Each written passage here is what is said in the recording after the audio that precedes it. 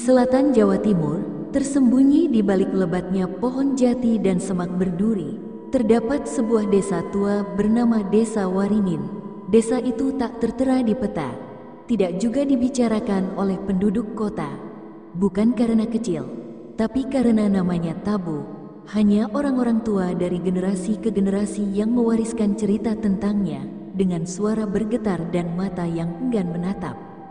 "Jangan pernah sebut nama Alas Rawu saat malam," kata Mbah Karto, lelaki tua yang sudah hidup melewati 3 zaman.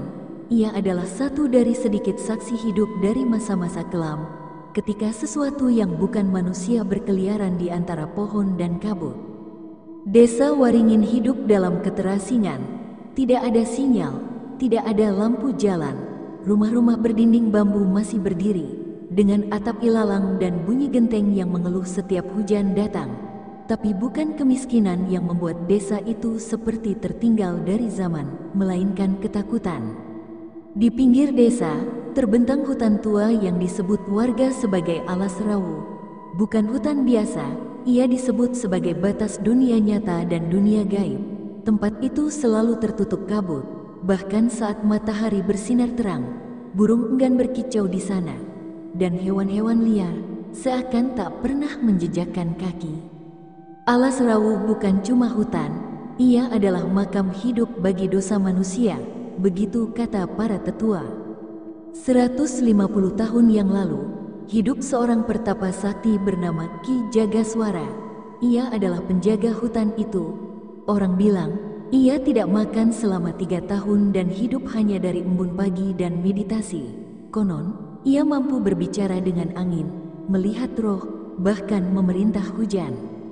Namun, seperti banyak kisah lama lainnya, kesaktian seringkali membawa kehancuran. Ki Jagaswara memiliki seorang murid muda bernama Resa, yang cerdas, rajin, dan sangat ambisius. Resa mengagumi gurunya. Tapi lebih dari itu, ia menginginkan kekuatan yang Ki Jagaswara miliki. Tapi Ki Jagaswara adalah orang yang bijaksana. Ia tahu, kekuatan besar membutuhkan hati yang murni. "Ilmu bukan untuk menguasai," katanya suatu malam, "ilmu itu untuk menjaga keseimbangan." Tapi Resa tidak puas. Diam-diam, ia mencuri kitab tua yang disimpan dalam peti besi, terkubur di bawah akar pohon waringin tua.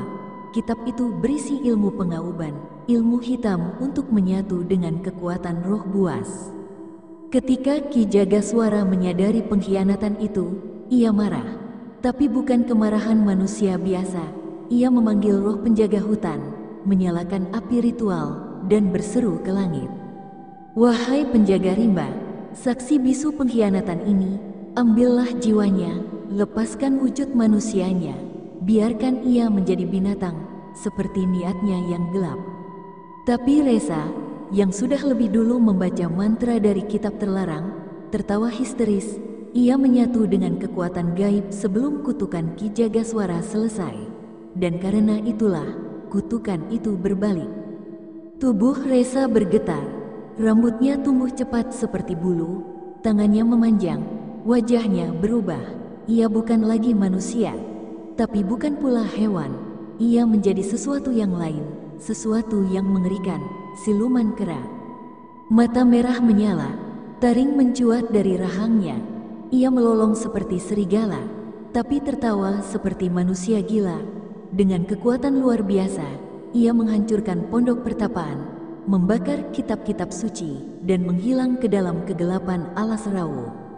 Ki Jagaswara terluka parah, tubuhnya habis terbakar oleh api kutukannya sendiri. Sebelum menghembuskan napas terakhir, ia menulis satu kalimat pada batu altar dengan darahnya. Dia akan terus memburu, hingga darah yang menodai tanah ini terbayar. Sejak saat itu, hutan Alas Rawu tak lagi sama. Malam hari dipenuhi suara tawa yang tidak wajar, seperti tawa bocah dan raungan binatang bercampur. Warga yang tinggal dekat hutan mulai menghilang. Petani menemukan jejak kaki besar di sawah mereka, disertai bekas cakar pada batang pohon dan darah segar yang menetes di tanah. Orang-orang desa berusaha melupakan, berpura-pura itu semua tidak nyata. Tapi setiap malam Jumat Kliwon, suara itu kembali, lebih dekat, lebih jelas. Seorang anak perempuan bernama Rina hilang saat bermain layangan di tepi hutan. Ibunya bersumpah mendengar suara langkah berat di atap rumahnya malam sebelumnya. Ternak dicabik dengan kekuatan yang mustahil dilakukan manusia. Dan di setiap lokasi kejadian, selalu ada satu benda yang sama, bulu panjang, hitam, dengan ujung merah seperti darah beku. Seorang dukun tua, Mbah Darmo, mencoba menenangkan warga. Itu bukan sekadar siluman, ia adalah dendam, dan dendam tidak pernah tidur. Mereka mencoba menebang sebagian hutan, berharap bisa membuka jalan baru dan menghapus sejarah kelam. Tapi alat berat rusak tanpa sebab.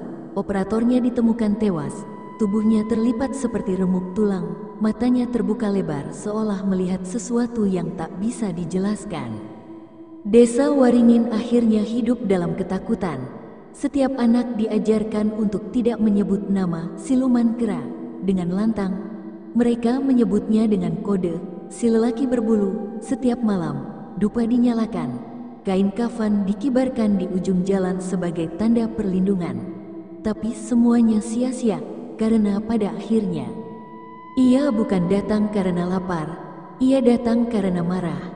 Kini, kisah ini kembali beredar, bukan lewat lisan, tapi lewat jejak digital yang tak sengaja terekam oleh seorang mahasiswa yang menginjakkan kaki ke desa itu. Video terakhir di kameranya hanya menampilkan kabut dan suara napas berat, serta tawa. Namanya Wira Adi Prakoso, mahasiswa jurusan antropologi di Universitas Airlangga, Surabaya. Umurnya 22 tahun, tinggi semampai, suka pakai jaket hitam dan topi snapback. Wira bukan tipe orang yang percaya hantu. Menurutnya, semua yang disebut mistis bisa dijelaskan oleh logika dan ilmu sosial. Ia sedang menyusun skripsi tentang mitologi lokal dan pengaruhnya terhadap struktur sosial di pedesaan Jawa Timur, dan kebetulan, salah satu narasumber dosennya menyebut soal desa yang tak terdata, Desa Waringin, di dekat lereng selatan Pegunungan Argopuro. Desa itu aneh, kata Pak Derajat, dosen pembimbingnya, tidak ada di peta, tapi terus hidup. Mereka punya sistem hukum adat sendiri, dan entah kenapa semua orang kota enggan membicarakannya. Mata Wira menyala, ini bisa jadi topik unik untuk skripsinya. Ia mulai mencari tahu, menelusuri arsip surat kabar lama, bahkan forum-forum urban legend, dan dari situlah, untuk pertama kalinya, ia membaca satu nama. Siluman kera dari Alas Rawu. Awalnya ia tertawa. Dongeng klasik, pikirnya. Tapi semakin ia menyelami kisah itu, semakin aneh rasanya. Ada laporan warga hilang, ada berita truk proyek terguling tanpa sebab, dan ada potongan gambar hitam putih, siluet seperti manusia besar, tapi membungkuk, berbulu. Wira memutuskan, ia akan ke sana, bukan sendiri. Tentu, ia mengajak dua sahabatnya, Budi dan Nina. Budi, kocak, hobi motret, skeptis tapi penakut, jurusan seni rupa. Nina, cerdas, suka cerita rakyat, jurusan sastra Jawa, punya rasa penasaran besar, terutama pada mitos dan spiritualitas. Lu yakin ke desa yang katanya ada siluman? Tanya Budi sambil nyengir. Gue cuma mau wawancara, rekam budaya lokal, hantunya bonus, jawab Wira. Mereka membawa perlengkapan lengkap, kamera DSLR, voice recorder, drone, GPS, bahkan jimat dari neneknya Nina, buat jaga-jaga, kata sang nenek sambil berbisik, kalau ketemu pohon besar, jangan ngomong sembarangan.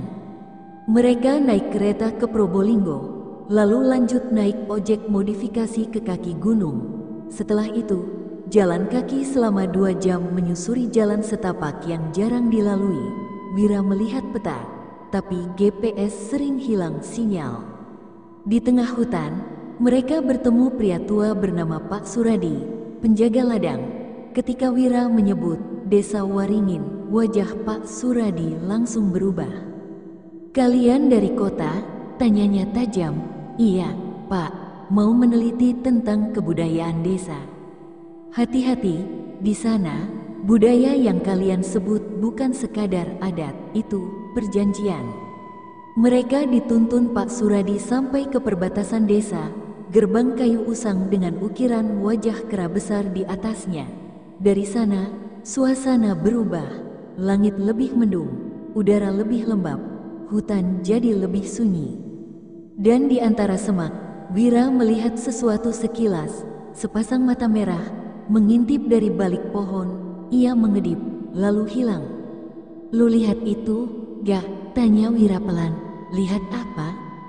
Gak tahu. Kayak mata. Budi hanya tertawa gugup. Lu mulai halu, Wir. Udah kayak anak indigo TikTok.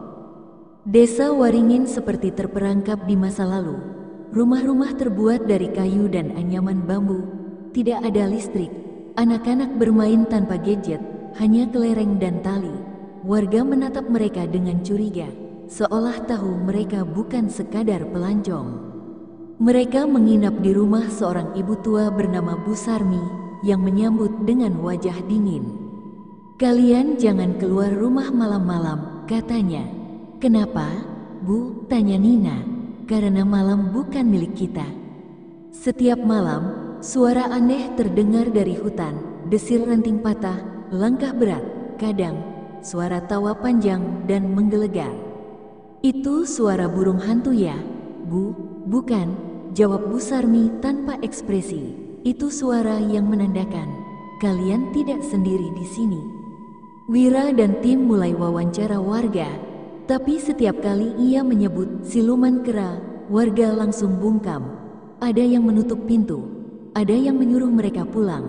Bahkan seorang lelaki muda berkata dengan nada gemetar, "Kalau kamu sebut namanya, dia dengar, dia tahu kamu mencarinya." Namun satu orang bersedia bicara, Mbah Seno, dukun tua buta yang tinggal di pinggir hutan. Dengan suara pelan, ia berkata, "Siluman itu dulunya manusia, tapi bukan sembarang manusia. Ia pernah punya nama, punya guru, punya kutukan. Dan kalian sudah memanggilnya sejak menginjak batas pohon waringin." Malam itu, Wira mendengarkan ulang rekaman wawancaranya. Tapi ada suara aneh, tidak ada dalam wawancara asli. Sebuah bisikan, suara dalam, seperti dari dada yang sangat besar. Wira, ia diam. Budi dan Nina tidur. Tapi suara itu kembali, kali ini di luar jendela. "Wira, kamu melihatku, aku juga melihatmu." Wira perlahan melirik ke jendela bambu. Dan di baliknya, sepasang mata merah menyala, menatapnya tanpa berkedip. Pagi di desa Waringin selalu tenang, terlalu tenang. Tidak ada ayam berkokok, tidak ada suara aktivitas warga. Hanya kabut yang menggantung di udara, walau matahari sudah tinggi. Wira terbangun dari mimpi buruk. Ia melihat sosok besar mengintainya dari balik pepohonan, dengan tawa serak dan kuku panjang mencakar tanah. Saat bangun, napasnya berat, dan di balik jendela kamarnya, ada jejak tanah berlumpur, di jendela lantai 2. Mungkin kucing, pikirnya, tapi hatinya tak percaya. Di ruang tengah, Nina duduk sambil membaca kembali catatan lapangannya. "Wir," katanya pelan, "aku rasa kita harus masuk ke hutan itu." Budi yang baru bangun langsung menimpali, "Are you serious? Ini bukan cuma riset, ini udah kayak film dokumenter yang gak bakal tamat." Tapi Wira setuju dengan Nina, kalau kita cuma tanya-tanya, kita gak akan pernah tahu yang sebenarnya. Kita harus lihat langsung.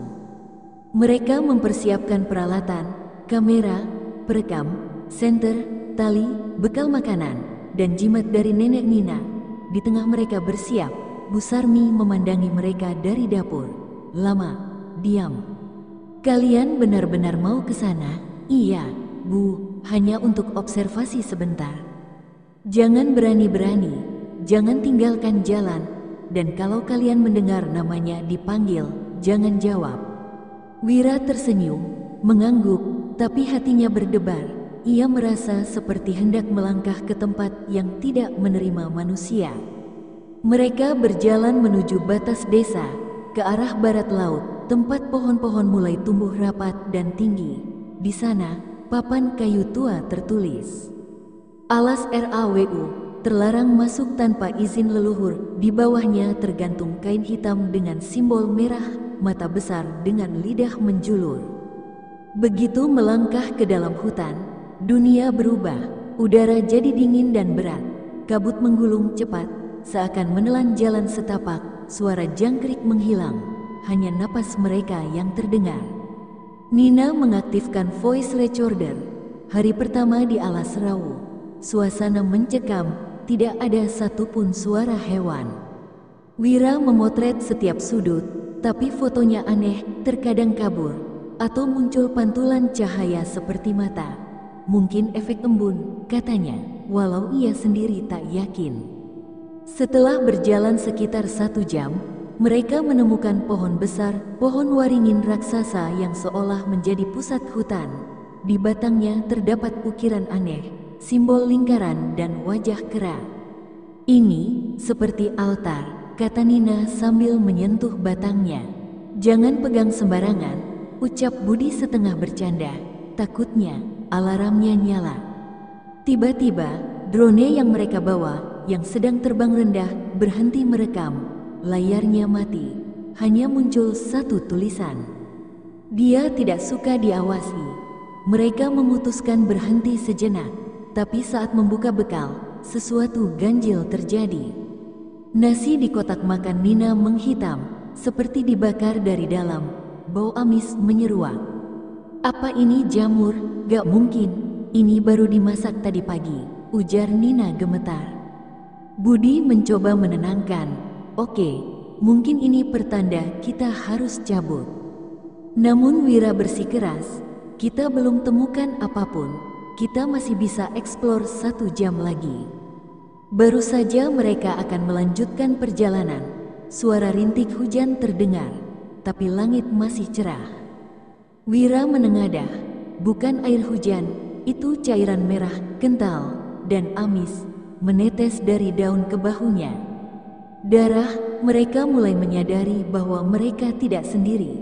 Di tanah, terlihat jejak kaki besar, seperti manusia. Tapi panjangnya lebih dari 50 cm, dan jumlah jari kakinya 4. Jejak itu menuju ke arah barat, ke dalam hutan yang lebih gelap. Tanpa pikir panjang, Wira mengikutinya.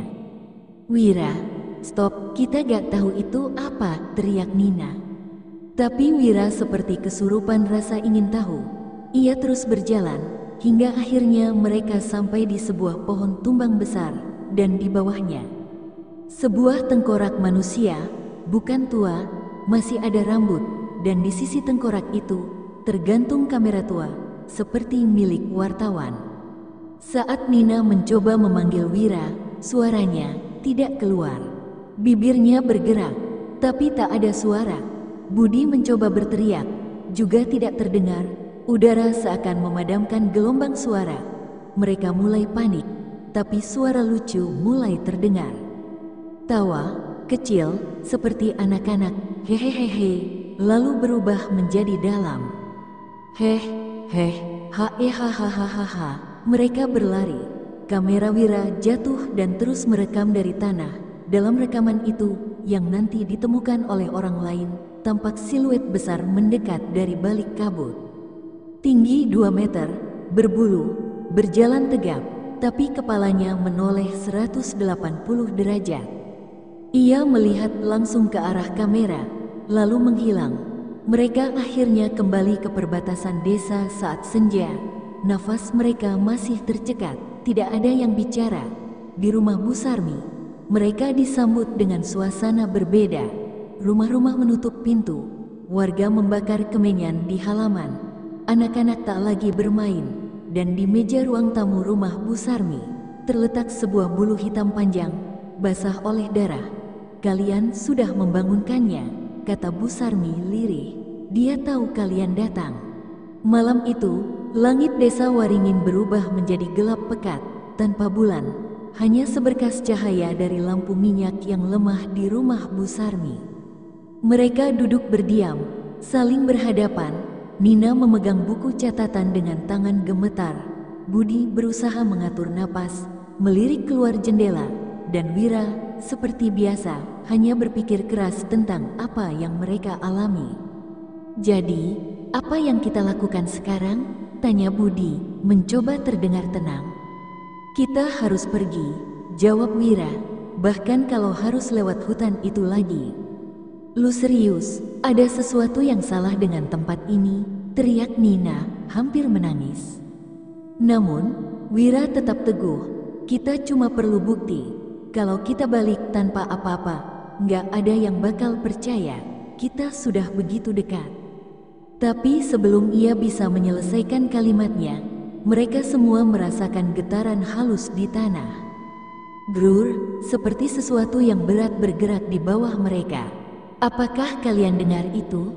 tanya Wira, wajahnya mendadak pucat. "Ini nggak bagus," jawab Nina dengan suara bergetar. Mereka mendengar sesuatu yang lebih menakutkan. Langkah besar, terdengar jelas, seolah berasal dari luar rumah, melangkah menuju pintu.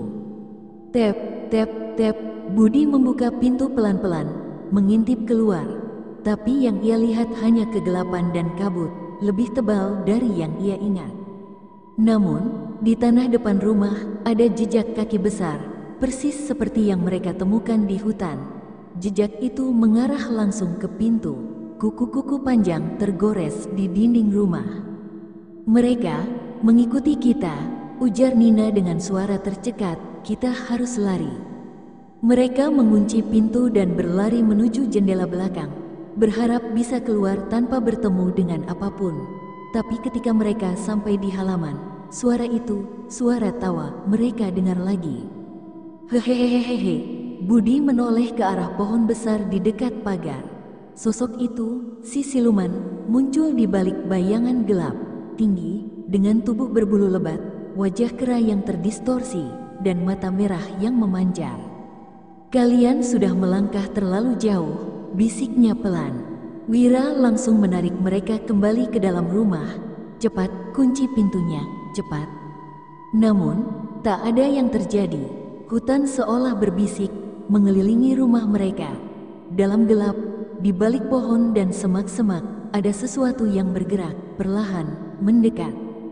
Tidak ada satupun suara binatang, tidak ada suara angin, hanya tawa itu yang terus menggema, seperti datang dari segala arah. Hehehehe, semakin keras, semakin dekat, seakan suara itu mengelilingi mereka dari dalam dan luar, menembus dinding kayu rumah. "Itu bukan cuma suara," kata Nina dengan wajah pucat. "Itu, suaranya datang dari dalam diri kita." Mereka mengunci pintu dan mencoba bertahan, tetapi Wira merasa tubuhnya lemas, mata kelam, seperti ada yang menghisap kekuatannya. Tiba-tiba, pintu depan terbuka dengan sendirinya. Sebuah tangan besar masuk, menjulur lewat celah pintu, menggenggam gagang pintu. Wira menatap tangan itu dengan ngeri. Itu bukan tangan manusia, itu tangan dengan 4 jari, berwarna hitam, dengan kuku yang runcing dan panjang. Budi berteriak, "Jangan!" namun sudah terlambat. Dari balik pintu, siluman kera itu muncul. Seluruh tubuhnya penuh bulu hitam lebat, dengan wajah seperti kera. Namun ada sesuatu yang lebih menyeramkan, seperti wajah itu pernah manusia. Matanya yang merah bersinar terang dalam kegelapan, mulutnya terbuka lebar, memperlihatkan taring runcing yang bisa mematahkan tulang manusia. "Kalian sudah lama mencarinya," ucapnya dengan suara serak yang terdengar seperti campuran tawa dan tangisan. Wira dan Nina mundur ke belakang. Budi hampir pingsan, keringat dingin mengucur deras dari dahinya. Ia ingin lari, tapi kakinya seakan terpaku. Si siluman hanya berdiri di sana, menatap mereka dengan ekspresi bingung, seperti mengamati mangsanya. "Mau kemana? Kalian sudah ada di sini," katanya dengan nada yang merendahkan. "Tidak ada yang bisa keluar dari sini." Tiba-tiba, cahaya dari luar rumah menyala terang. Cahaya aneh, bercahaya merah, datang dari arah hutan. Tanpa sadar, tubuh Wira bergerak, seolah tertarik oleh cahaya itu. Langkahnya terhuyung, matanya berkilat-kilat, seolah seperti dikendalikan oleh sesuatu yang lebih besar dari dirinya. "Jangan ikuti cahaya itu, Wir!" teriak Nina, berlari mengejar. Namun, Wira seakan tidak mendengar. Kakinya melangkah keluar rumah, mengikuti cahaya yang semakin terang, semakin menyilaukan. Siluman kera itu tetap berdiri di depan pintu, diam, seperti menunggu. Budi dan Nina tidak punya pilihan. Mereka harus mengikutinya. Dalam hati mereka tahu mereka sudah terperangkap. Wira, Budi, dan Nina akhirnya melangkah ke dalam gelapnya alas rawa sekali lagi. Mereka mengikutinya, tanpa tahu kemana harus pergi. Suara tawa siluman itu bergema di seluruh penjuru hutan. Mereka sudah sangat dekat dengan tujuan, dan kali ini mereka tahu mereka tidak bisa mundur lagi. Ketika matahari tenggelam, mereka tahu waktu mereka hampir habis. Di dalam gelap, mereka mendengar suara desisan, langkah-langkah berat yang semakin dekat, dan saat itulah Wira mendapati dirinya berdiri di perbatasan dunia, di antara hutan dan sesuatu yang lebih mengerikan. "Satu-satunya jalan keluar adalah menjadi bagian dari kami," bisik suara itu. Apakah mereka akan menjadi mangsa, ataukah justru menjadi bagian dari kekuatan yang menguasai hutan ini? Mereka akan tahu jawabannya segera.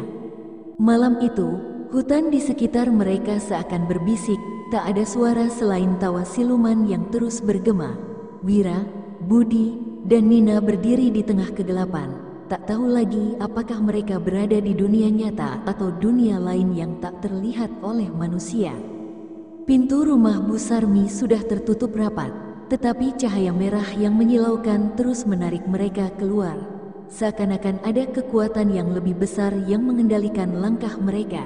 Kaki mereka bergerak sendiri. Langkah mereka semakin lambat, semakin terasa bahwa dunia ini bukanlah tempat yang bisa mereka pahami. "Kalian sudah dekat," suara itu kembali terdengar, menggetarkan tulang mereka. Suara siluman kera itu tidak lagi hanya terdengar di luar kepala mereka. Suara itu mulai merasuk ke dalam pikiran mereka, memutarbalikkan kenyataan, mengaburkan batas antara hal yang nyata dan ilusi. Budi berhenti sejenak dan berteriak, "Kita harus lari. Ini bukan tempat untuk kita." Tetapi suaranya tertelan oleh keheningan yang mencekam. Tidak ada jawaban. Nina menggenggam erat tangan Wira. Matanya yang lelah menatap ke dalam kegelapan, mencari secercah harapan. Tapi yang ia temui hanya mata merah yang bersinar jauh di depan mereka, semakin dekat. "Jangan takut," bisik Wira. Meskipun ia merasa gemetar di dalam, "Kita harus bertahan." Tapi ketakutan sudah mulai merasuk dalam tubuh mereka, lebih dalam dari yang bisa dijelaskan dengan kata-kata. Akhirnya, mereka sampai di pusat hutan. Di sana berdiri sebuah batu besar, berbentuk seperti altar, dengan ukiran aneh yang menutupi seluruh permukaannya, simbol-simbol kuno yang tidak pernah mereka lihat sebelumnya. Di atas batu itu terdapat selimut darah yang berkilau di bawah cahaya merah yang semakin terang. "Ini," Nina menggigil. "Apa ini? Kenapa ada darah di sini?" Budi tampak semakin panik. "Ini bukan hanya mitos lagi, Wir. Ada yang salah dengan tempat ini. Ini bukan hutan biasa." Tetapi Wira hanya bisa menatap batu itu. Ukiran-ukiran itu tampak hidup, seolah bergerak dan bernafas di bawah sentuhannya. Dan tiba-tiba, di balik batu besar itu, mereka melihat sesuatu yang lebih mengerikan dari yang bisa dibayangkan. Sebuah siluman kera berdiri di sana, lebih besar dari yang pernah mereka lihat. Tubuhnya penuh bulu hitam, dengan mata merah yang menyala terang. Mulutnya terbuka, menampakkan taring panjang yang memancarkan hawa dingin.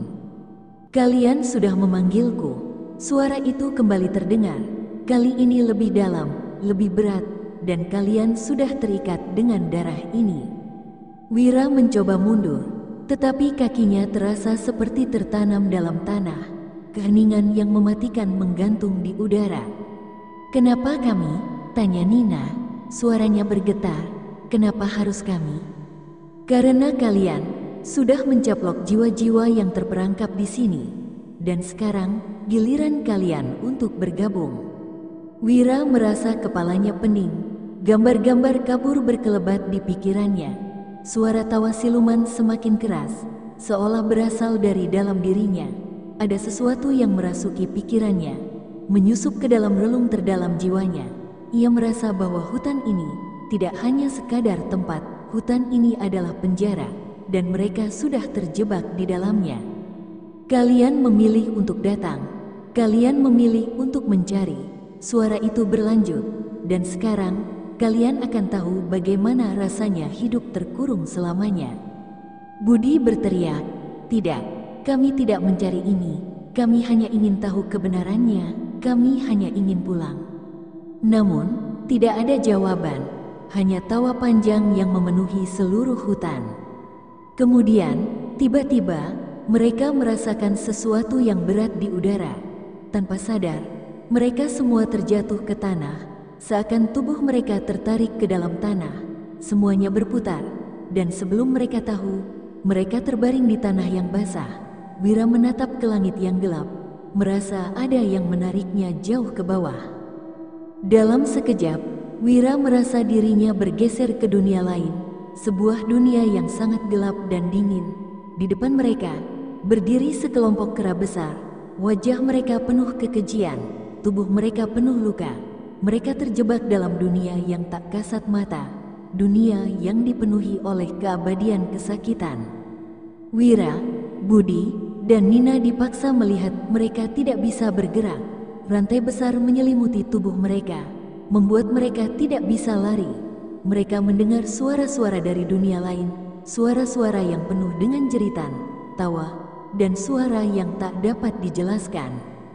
Dan dalam kegelapan, terlihat sosok siluman kera itu berdiri di atas mereka, memandang mereka dengan mata yang penuh nafsu, seakan-akan dunia ini adalah takdir mereka, takdir yang tak bisa mereka hindari.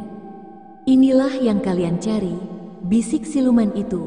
"Inilah yang terjadi ketika manusia melawan takdir." Wira merasakan tubuhnya ditarik ke dalam bayangannya, terjerat dalam dunia gelap ini, di mana ia tidak bisa keluar. Semuanya hancur, semua yang mereka tahu tentang kenyataan menjadi kabur. Namun, di tengah kegelapan itu, ada mata yang tidak pernah terpejam. Wira menatapnya, mata itu melihat lebih dalam ke dalam jiwanya, lebih dalam dari apa yang bisa ia bayangkan. Itulah matanya sendiri, matanya yang mulai terlihat kabur, tak dapat dikenali lagi. Ia tidak tahu apakah itu bagian dari dirinya, atau bagian dari dunia yang tak bisa dia pahami. Tangan besar siluman itu menyentuh wajahnya, membawanya ke dalam kegelapan yang lebih dalam lagi. "Sekarang kau adalah bagian dari kami." Suara itu terdengar terakhir kali, dan kemudian semuanya menjadi gelap. Keheningan, tak ada suara, tak ada langkah, hanya kegelapan yang mengelilingi mereka. Wira, Budi, dan Nina sudah tidak lagi tahu di mana mereka berada. Apakah mereka masih hidup, atau sudah menjadi bagian dari sesuatu yang lebih besar dan lebih menakutkan? Semua yang mereka alami adalah sebuah perjanjian dengan kegelapan yang tak dapat dihindari, dan hutan tetap menunggu. Wira terbangun dengan rasa sepi yang mendalam. Keheningan total mengelilinginya, seakan dia berada dalam sebuah ruang yang tertutup rapat, jauh dari dunia yang pernah ia kenal. Matanya terbuka perlahan, tetapi yang ia lihat hanyalah kegelapan. Hanya ada dirinya, tubuhnya yang tergeletak di tanah keras, dan suara napas yang terdengar asing. Ia tidak tahu berapa lama ia terbaring begitu. Wira mencoba bangkit, tetapi tubuhnya terasa lemah, seakan ada sesuatu yang menahan kekuatannya. Tanpa sadar, ia mendapati dirinya berada di tengah sebuah lingkaran batu besar yang menutupi seluruh area, seperti ruang penjara yang sangat kuno. Di sekelilingnya, ada ukiran-ukiran aneh, simbol-simbol yang seakan hidup, berkelap-kelip dalam gelap. Namun yang lebih mengerikan, Wira merasakan sesuatu yang berbisik. Suara itu datang dari dalam dirinya, seperti suara dari dalam jiwanya yang paling dalam, memanggilnya, menariknya untuk mengikuti arah yang tidak bisa ia kontrol. "Jangan dengarkan itu," suara lain terdengar, memotong bisikan itu. "Itu suara Nina. Wira, bangun." Wira menoleh dengan cepat. Di hadapannya ada Nina, yang juga tampaknya terjebak dalam tempat yang sama. Wajahnya pucat, matanya penuh dengan ketakutan yang mendalam. "Wira, kita harus keluar dari sini," serunya, mencoba bangkit, namun tubuhnya juga terasa tertahan. Terlalu terlambat, terdengar suara lain. Suara itu lebih berat, lebih dalam. Itu adalah siluman kera, yang kini berdiri di depan mereka, lebih besar dari sebelumnya. Matanya yang merah bersinar tajam di kegelapan, dan mulutnya terbuka lebar, menunjukkan taring yang bisa menghancurkan apapun. "Kalian sudah memilih jalan ini. Sekarang, kalian harus menerima konsekuensinya," katanya dengan suara mengerikan. Budi juga terbangun di dalam lingkaran itu. Mata Budi tampak bingung, seperti orang yang baru sadar setelah tidur panjang. Namun, meskipun tubuhnya tampak sehat, matanya kosong, seperti seseorang yang telah kehilangan jiwa mereka.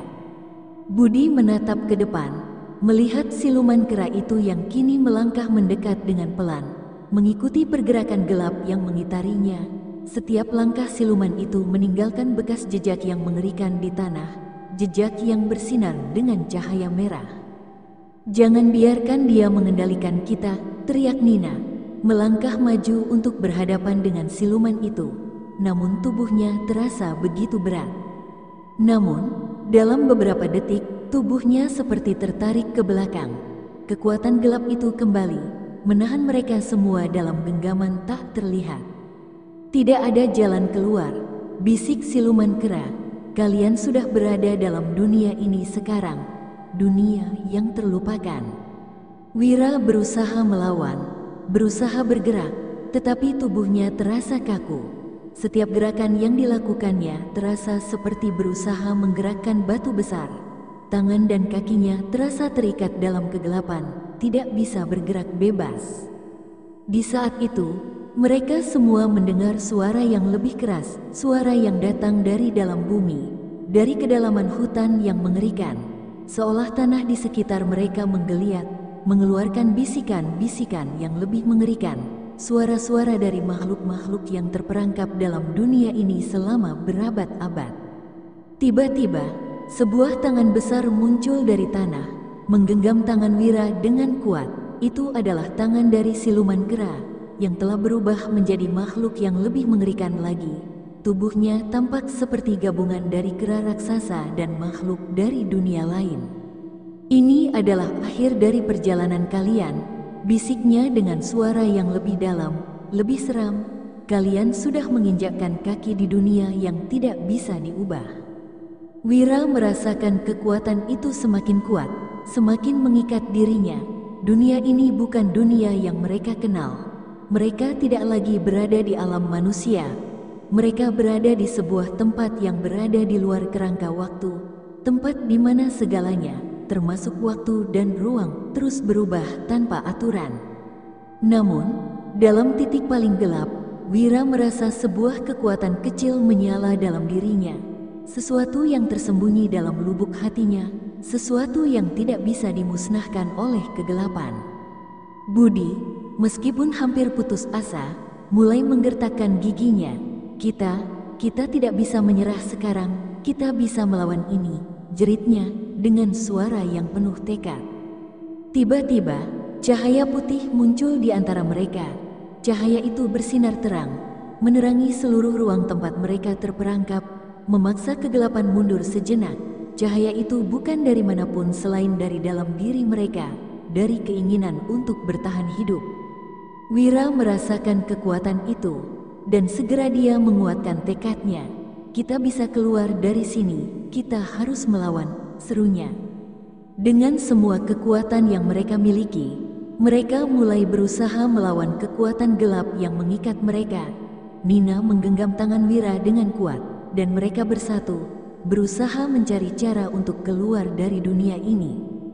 Mereka mulai berdoa dalam hati, memanggil kekuatan yang lebih besar dari siluman itu. Kekuatan mereka terhubung, menciptakan energi yang mengalir dari satu tubuh ke tubuh lainnya, menciptakan kekuatan besar yang meledak keluar, menembus kegelapan. Namun, meskipun mereka berusaha sekuat tenaga, kegelapan itu kembali datang, lebih kuat dari sebelumnya. Siluman kera itu merendahkan tubuhnya, melihat dengan penuh ketidakpedulian terhadap usaha mereka. Kalian tidak akan bisa keluar. Dunia ini adalah rumah kalian sekarang. Terimalah nasib kalian. Dengan setiap kalimat yang diucapkan, dunia semakin bergetar, seolah batas antara kenyataan dan mimpi semakin kabur. Mereka berada di titik yang sangat tipis, antara terperangkap selamanya di dunia gelap ini, atau berjuang untuk keluar dari dunia ini dan kembali ke kenyataan mereka. Namun, tak ada pilihan lain. Mereka harus terus melawan. Dalam kegelapan itu, mereka tidak tahu apakah mereka sudah kehilangan segalanya. Mereka tidak tahu apakah mereka akan pernah kembali ke dunia yang mereka kenal, ataukah mereka akan terjebak selamanya dalam dunia yang penuh dengan kegelapan abadi.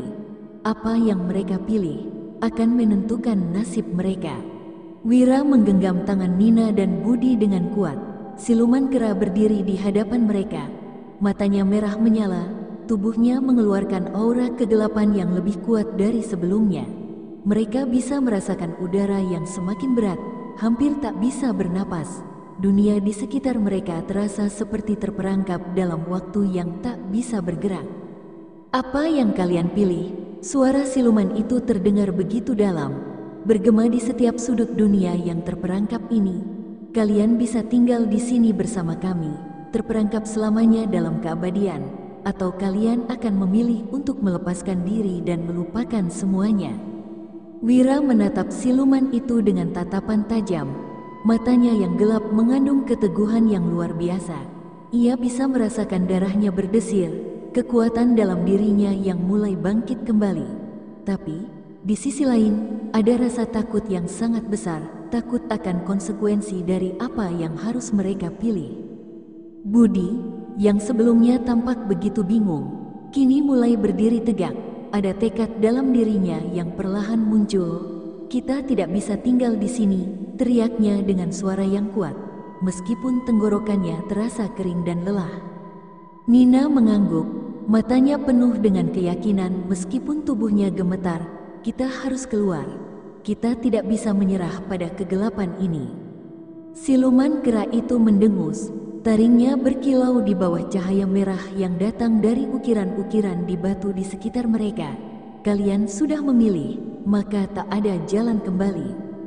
Dengan satu gerakan cepat, siluman itu mengangkat tangannya, dan tanah di sekitar mereka mulai bergoncang, menciptakan gelombang energi yang menyelimuti mereka. Jika kalian ingin pergi, lanjut siluman itu, maka kalian harus menghancurkan diri kalian sendiri. Biarkan takdir menghapus kalian, atau tetap di sini dan jadi bagian dari dunia yang tak akan pernah berubah. Tiba-tiba, Wira merasa tubuhnya dipenuhi dengan gelombang energi yang sangat kuat. Tanah di bawah kakinya terasa bergerak, mengalirkan energi yang membuat seluruh tubuhnya bergetar, seakan ada kekuatan besar yang sedang mendorongnya ke batas kemampuannya. Kegelapan itu menyelubungi pikiran mereka, membuat mereka merasa seperti terperangkap dalam ruang tanpa batas, seolah dunia ini bukan lagi tempat mereka berada. Namun, di tengah kegelapan itu, Wira mendengar suara dari dalam dirinya sendiri, suara yang lebih jelas daripada yang pernah ia dengar sebelumnya. "Jangan takut, kamu lebih kuat dari ini." Suara itu, meskipun samar, adalah suara dari dalam jiwanya, suara dari keberanian yang masih tersisa. Ia tahu mereka harus bersatu. Jika mereka ingin keluar, mereka harus menemukan cara untuk memanfaatkan kekuatan mereka sendiri bersama-sama. Nina, Budi, seru Wira, mencoba membangkitkan mereka dari kegelapan yang memenjarakan pikiran mereka. Kita punya kekuatan. Kita bisa keluar dari sini. Budi dan Nina saling menatap, dan di dalam tatapan mereka menemukan harapan yang telah lama hilang. Mereka semua saling menggenggam tangan. dan bersama-sama mereka mulai mengumpulkan energi terakhir yang tersisa dalam diri mereka. Di luar, siluman kera memandang mereka dengan tawa yang mengerikan. Kalian pikir kalian bisa keluar dari sini begitu saja? Dunia ini bukan untuk kalian. Namun, dalam hati mereka, ada sesuatu yang lebih besar dari takdir yang ditawarkan siluman itu. Mereka tidak ingin menjadi bagian dari dunia kegelapan ini. Mereka ingin kembali ke dunia yang mereka kenal, dunia yang penuh cahaya, meskipun penuh dengan ketidakpastian. Satu-satunya cara untuk mengalahkan siluman kera dan dunia ini adalah dengan menghancurkan ikatan yang mengikat mereka. Dan itu hanya bisa dilakukan dengan menerima kekuatan mereka sendiri, kekuatan yang telah mereka sembunyikan jauh di dalam hati mereka. Tiba-tiba, cahaya putih muncul lagi, lebih terang dari sebelumnya, menyilaukan mata mereka. Cahaya itu menyelimuti tubuh mereka, mematahkan kekuatan gelap yang selama ini mengikat mereka. Siluman kera mendengus marah, mencoba menggenggam mereka dengan tangan besarnya, tetapi cahaya itu semakin menguat, memaksa tangan itu untuk terbakar. "Tidak, kalian tidak bisa begitu saja melawan takdir," teriak siluman itu, marah. Namun, kekuatan cahaya semakin menyatu dengan tubuh mereka. Mereka merasakan keajaiban yang tidak bisa dijelaskan, sebuah kekuatan dari dalam diri mereka. Dari keinginan mereka untuk bertahan hidup, mereka bersatu. Dan bersama-sama mereka menghancurkan ikatan dunia ini. Ikatan yang mengikat mereka di dunia gelap ini. Dengan sebuah ledakan cahaya, dunia gelap itu mulai retak. Dan seluruh kegelapan yang menyelubungi mereka mulai menghilang. Ketika cahaya meredup, mereka merasa tubuh mereka kembali ke dunia nyata. Udara segar mengisi paru-paru mereka. Hutan yang sebelumnya terasa menakutkan, kini terlihat begitu damai dan sunyi, seolah-olah dunia yang mereka kenal telah kembali. Mereka berdiri di tengah hutan yang tenang, sekelilingnya hanya suara angin dan suara alam. Di sekitar mereka, siluman kera itu tidak terlihat lagi. Semua kegelapan yang mengikat mereka telah menghilang, dan yang tersisa hanya kedamaian. Kita berhasil," bisik Nina, menatap sekeliling dengan takjub. Budi menatap Wira dan Nina, matanya penuh dengan rasa syukur. Ternyata kita memang bisa mengalahkan takdir. Namun, meskipun mereka selamat, kenangan tentang kegelapan itu tetap ada. Mereka tahu bahwa dunia ini tidak hanya tentang apa yang terlihat, dan kehidupan mereka akan selalu terikat dengan hutan itu, dengan siluman kera, dan dengan keajaiban yang tak bisa mereka jelaskan. Dengan kemenangan mereka, Wira, Budi, dan Nina akhirnya kembali ke kehidupan mereka. Tetapi mereka tahu bahwa mereka takkan pernah sama lagi. Keberanian mereka, kekuatan mereka untuk bertahan hidup telah mengubah mereka selamanya. Dan meskipun hutan itu tampak damai, mereka selalu tahu bahwa dunia lain masih ada, menunggu di balik bayang-bayang. Apakah mereka benar-benar selamat? Di kejauhan, terdengar suara tawa yang familiar, tawa yang mengingatkan mereka bahwa kegelapan tidak akan pernah benar-benar hilang.